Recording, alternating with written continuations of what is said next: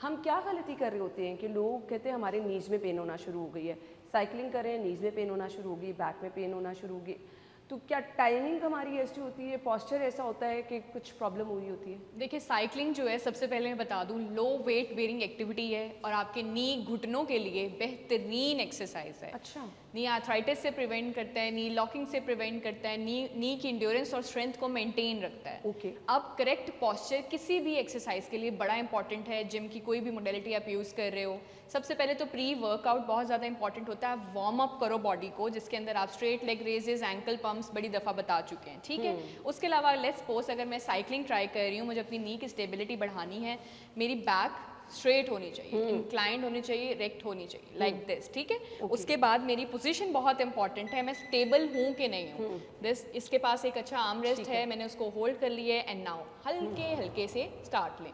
मैंने सिर्फ एक ऐसी एक्टिविटी करनी है जिससे मेरी कार्डियोवेस्कुलर इंड्योरेंस बढ़े, मेरी पैल्पिटेशंस तेज हो और मेरी स्वेटिंग हो।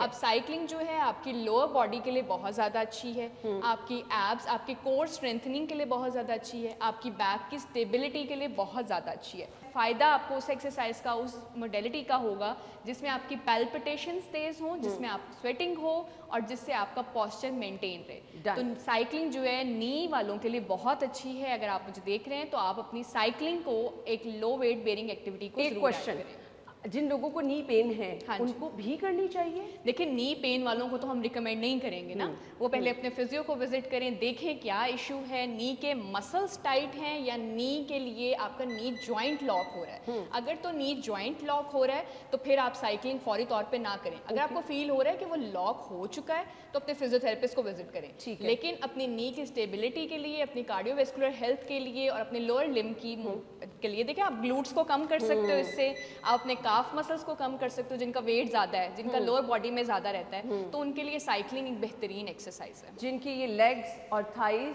हाँ जी, ये ज़्यादा है, उनके लिए बेस्ट है। बिल्कुल बिल्कुल, ठीक है।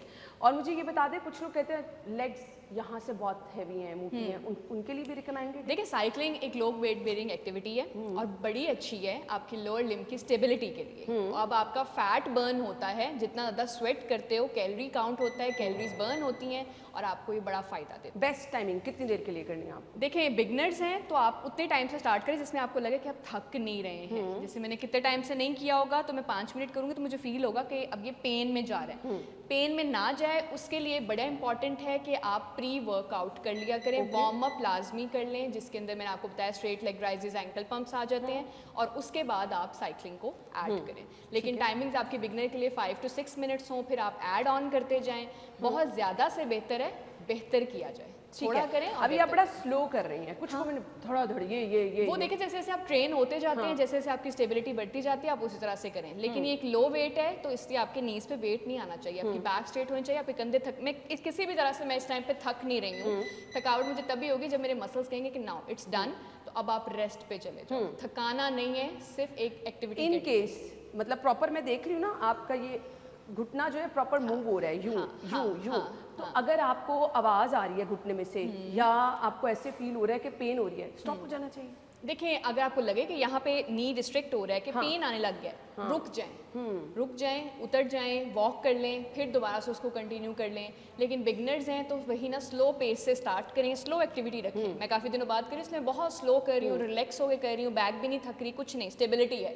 उसी तरह से स्टेबिलिटी का ख्याल रखना बहुत ज़्यादा इंपॉर्टेंट है कोई भी एक्सरसाइज करने से। जिन लोगों को नी पेन है उनको अब फिजियोथेरेपिस्ट या फिर डॉक्टर की रिकमेंडेशन के बाद? हाँ जी, जिनको नी पेन रहता है, नी लॉक रहता है, नी में से आवाज़ें आती हैं, वो आफ्टर रिकमेंडेशन देख लें कि उनके नी में इतनी स्ट्रेंथ है कि वो इस एक्टिविटी को कर सकें, फिर साइकिलिंग ऐड करें। लेकिन जैसे आप हैं या मैं हूँ तो हमें डेली बेसिस पे करनी चाहिए। ये आपके लिए कार्डियोवेस्कुलर के लिए बड़ी अच्छी है, लोअर लिम्ब का वेट मेंटेन रखेगी और नी की स्टेबिलिटी के लिए बड़ी अच्छी है। अच्छा, अब इसके लिए कुछ लोग करते हैं जी, अच्छा खासा खाना खा लिया, नाश्ता हैवी सा कर लिया, आप जिम पहुँच गए, तो ये प्रैक्टिस कैसी? नहीं, देखें, जिम आपने करना है जब आपने खाना नहीं खाया हुआ है, आपके अंदर शुगर रश नहीं है, आपकी बॉडी बिल्कुल नॉर्मल है, कोई ब्लड स्ट्रीम एक्टिव नहीं हुई हुई है, उस टाइम आप जाके जिम करें तो वो ज़्यादा फ़ायदा देगा। खाना शाना खाया हुआ जाके रश करने लगे हैं, बॉडी तो पहले ही एक्टिव है, वो ब्लड स्ट्रीम तो पहले ही आपका एक्टिव हुआ हुआ है, वो आपको फ़ायदा नहीं देगा।